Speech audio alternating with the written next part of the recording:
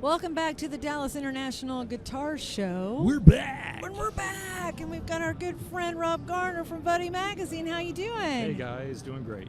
Ladies and Good. gentlemen, Buddy Magazine. Okay, so I've seen Buddy Magazine ever since I was a child in Dallas. And I want to say you guys are established in early 70s, 73? 73. Okay. Okay.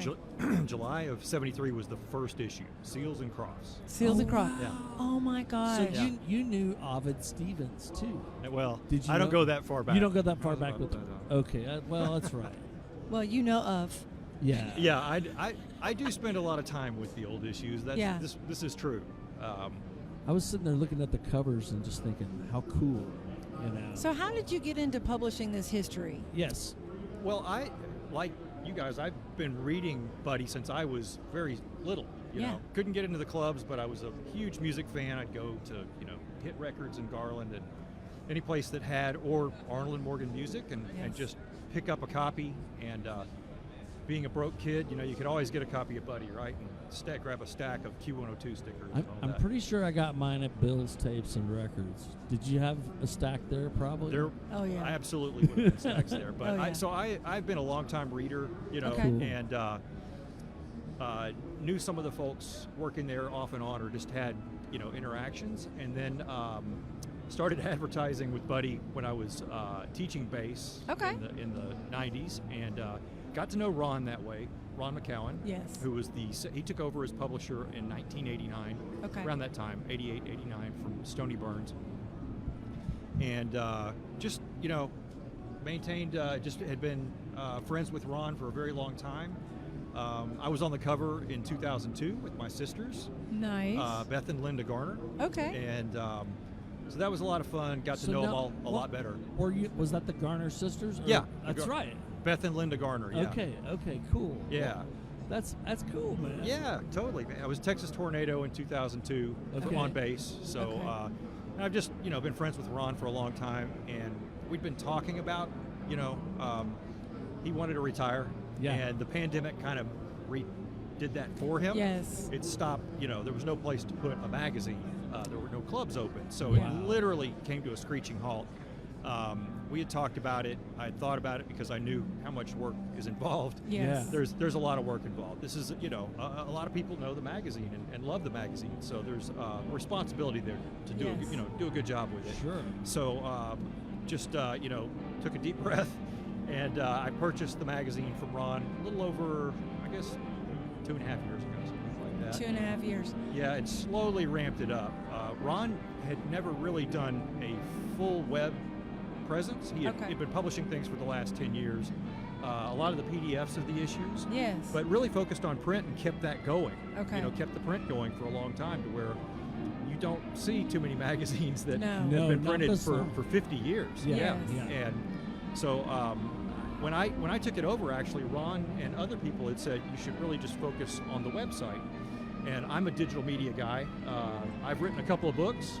Wrote, Cool. one music book for Mel Bay. I wrote a digital media book for Wiley, and just been a long-time writer and digital media guy. Internet and digital media pulled me away from the music world Okay. back in early 2000s. I was professional and playing the scene like everybody else I gotcha. in the late 80s through the early 2000s. So by the time Napster came around, where were you and what was going on? I would have been playing with the Josh Allen Band and Okay. That sounds cool. Josh Allen Friedman, Yeah. and working at Brooke Mays, Yeah. in the Oh my e-commerce gosh. department. That's where I Spunky. was. That's right. That's where yeah. I bought my first French horn. Was That's where I got That's all, right. all That's my right. sheet music, everything came from Brooke Mays. Totally. Yeah. I spent a Wow. lot of time in the sheet music department for sure. That's Wow. outstanding. So this is a labor of love for you. I love it. Yeah, I love the magazine. I've been fortunate to be quoted in a lot of great publications. I've been quoted in digital media in the New York Times and Reuters, but my favorite piece of press is my cover on Buddy magazine. It was Yeah. always the most exciting. So. Wow. That's a good thing. So tell me how you guys go about deciding who you put on the cover. I mean, do you try to always look for something that's timely, or do you guys focus on anniversaries? I mean, what is it that you really like to do Yeah. Well, fundamentally, somebody with an interesting story.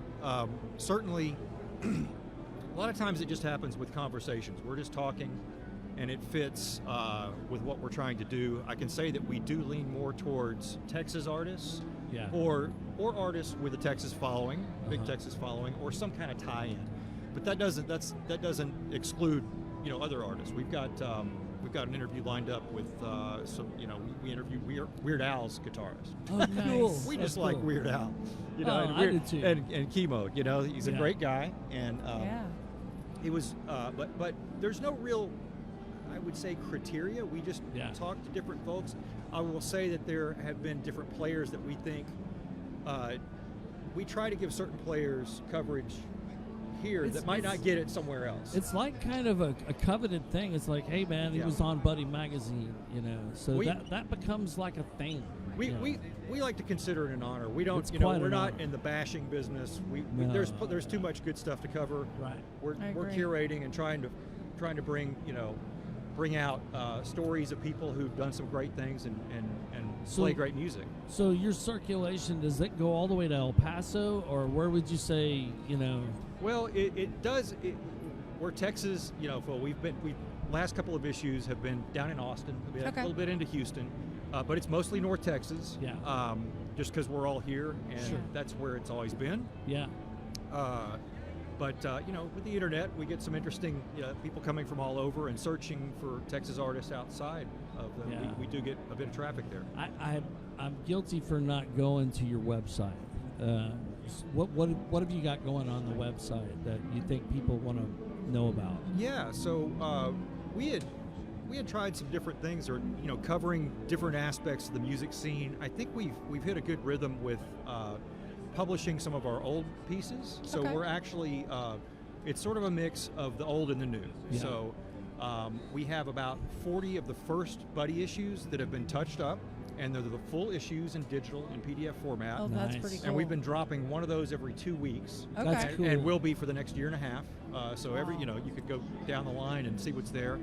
And then really publishing the old issues, and then we're focusing on the features, which is technically a full Buddy print cover with a longer form article, but obviously mixed media and having more of the music and YouTube Right. videos interspersed, Cool. and That's doing awesome. that. And you guys have seen the print issue, so Yes. Yep. as far as I know, we are the only magazine that does this.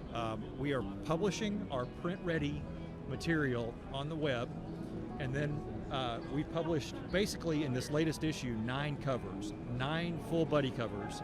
So every feature interview gets its own cover in That's a single so issue. interesting. Well, a great idea. As you guys know, you flip through Buddy, you always want to see who's on the cover. So how about 9 of More them? covers. Nice. That's brilliant. Yeah. Well, that way it'd be more collectible too. I think so. We've had a great response to this issue. It's a thicker issue. It's full color. First one we've done full color, I think, in the entire history. It's Yeah, got a 'cause- staple in it, which is, Yeah. Buddy's known for actually having the not being trimmed Yeah. and being a little more, Down home. Yeah, No, down home. Yeah. It seems like I remember you did have a glossy magazine at one time. Maybe it was brief. I don't remember. It might have just been a real fresh newspaper Okay, copy. okay. I have Maybe not not run then. into a slick. Maybe yet. I'm thinking of some other company or something. I don't know. Well, I think that when it was fresh, it might have felt that way, but Yeah, I've only maybe seen not. it There black, were yeah. some specialty pieces, I think, that Stoney had run off. Okay. Okay. His family had they ran Allied Printing in Okay. Deep Ellum. That's Yeah. where it was initially printed. Okay. And I have found some documents that were, maybe a program for the Yeah, for a Texas guitar Music show or something. Awards. Yeah. Exactly. Yeah. I remember, I think they would come in on Tuesdays. I worked at Guitar Center, of course, for a while. And they came in on Tuesdays, and that was the first thing I would do was go and immediately look at the gear that people had to sell, because you always had a killer classified section. Yeah. And, and then catch up on what to do. I think I feel like things are swinging back toward hard copy a little bit, even though you are doing all the digital stuff, which you have to do to reach your audience, because everybody's on their phone. They're on their tablet, on their phone, and all that stuff. But some of it's so lost, and I feel that as a musician as well. You put out your release and you put it digitally, and if you don't have that hard copy to kind of cherish, I totally it's agree. kind of a bummer, yeah. It is. I started looking at this. I've changed my whole thinking on this. I've been in digital media for a long time, like you guys. I Yeah. love just holding the Buddy Mag, so I've kind of, and it's ironic, I think, that our print, Ron McCowan, being a print guy, has said, go all digital. He's like, get out of the, he was, I'll say that a print deadline is a lot of pressure. Yes. And Sure. I have found that out. But yeah, you're right. I think what I found is that the digital audience is different from the print audience. So we can publish on the website, and I would almost guarantee that 95% of the people that are picking this issue up here at the show have Yeah. never been to the website. Yeah. Wow, So yeah. it's all new. It's all new whether we go Sure. to print or whether they go to the website. There's not as much crossover. That's Maybe cool. 5%. So we're using the website as having a lot of content to draw from for when we're ready to print up a new issue. That's Yeah. But they're great. still very timely, but we don't do anything too late, Yeah. but we get it out there. And we heard that a lot from the the cover artist and the fans. They were saying love the honor of being on the cover Yes. of the story, and their fans would, but also would love to hold it in our hands. So we did that for everybody. We printed this one for all the artists, for the photographers, the Right. writers, Right. and the Yeah. people who like to pick it up. So. Well, that's fantastic. Well, congratulations on Thank you. your magazine. And I know that it's an ad-supported Yes. magazine, correct? So Yes. when people want to advertise, how's the best way to get in touch with you to place ads and support this Thank endeavor? you. Editor@buddymagazine.com. Send us an Okay. email, and it's the best way to get into contact. We're really, we actually will put logos on a digital cover because Okay. our covers get shared a lot. Yeah. We'll get traffic from the web, from social, but everybody sees the cover and Yes. it's social, and it can be, Got it's it. in the quite a few numbers on that. But if anybody wants to advertise in the next print issue, which could be 6 months, could be maybe a year, we don't know. But Okay.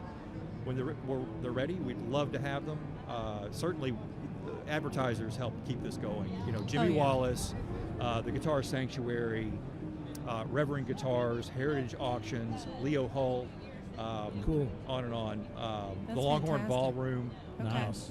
I hope I'm not leaving anybody out. Probably leaving. Well- but they really make all this happen. You just It's- go to the website and see the whole list, right? Exactly. Yeah. Yes, absolutely. Absolutely. We'll have that issue for download here after the show. We'll put the Okay. full print issue out on. Well, man, PDF. it's kind of funny. I don't want to prolong our conversation because I think I got some people I want to say hi to. But at the same time, I could go further with this conversation because it's so intriguing to me. Kate and I were just talking about, growing up and seeing records go from records to 8-track to, ultimately to DVDs and CDs, and now we have no artwork with them. We have no tangible thing to put in our hands or to go, hey, look You what have this much room on the release. It's Yeah. a fascinating topic because when Yeah.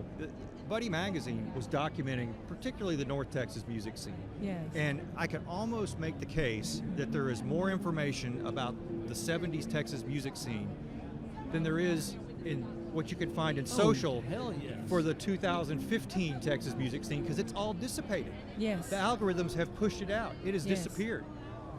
And I'll say this: this is one of the people that I've always admired is the inventor of the internet, Vint Cerf, along with his. Was another, but Vint Cerf says, "This is Vint Cerf." He says, "Print out your photos. Yeah. Print all this stuff out because you have, like you said, the media types change, Yeah. and then it all gets lost. There's Yeah. nobody. There's no player left for that media. He says, print gotta everything out. keep If you some want it to be tangibility. preserved for history, Yeah. you got to have the physical media." And we definitely share the same interest in that topic. Man. We're actually working on, Lee Zimmerman is working on that topic right now. Okay, We that's actually great. literally assigned the article. He's writing a piece on the case for physical product. Wow. Well, Yeah. I'm going to read that in That's Buddy gonna be Magazine. amazing. I am too.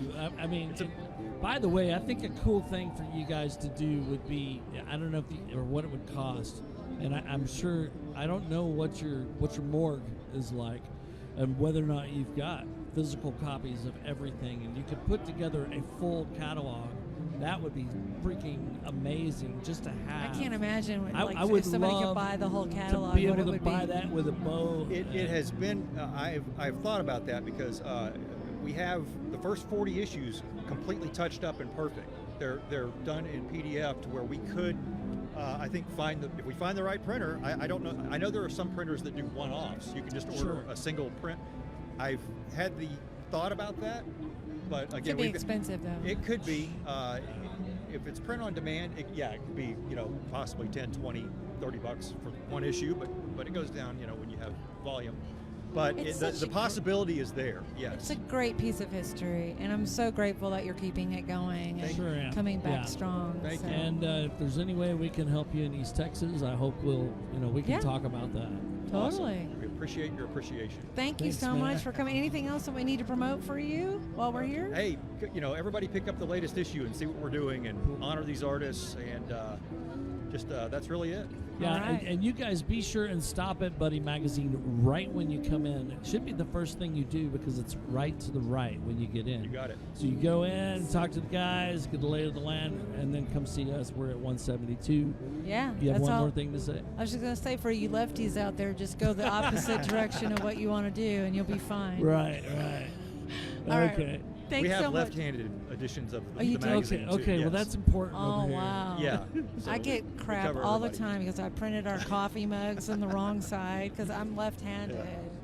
But I don't play bass left-handed or guitar left-handed. You're Enough about me. ambidextrous. Oh my gosh, we'll edit that part out when we send it to you. Okay, thanks so much for watching, you guys, and we'll come back in a little while with Larry Mitchell.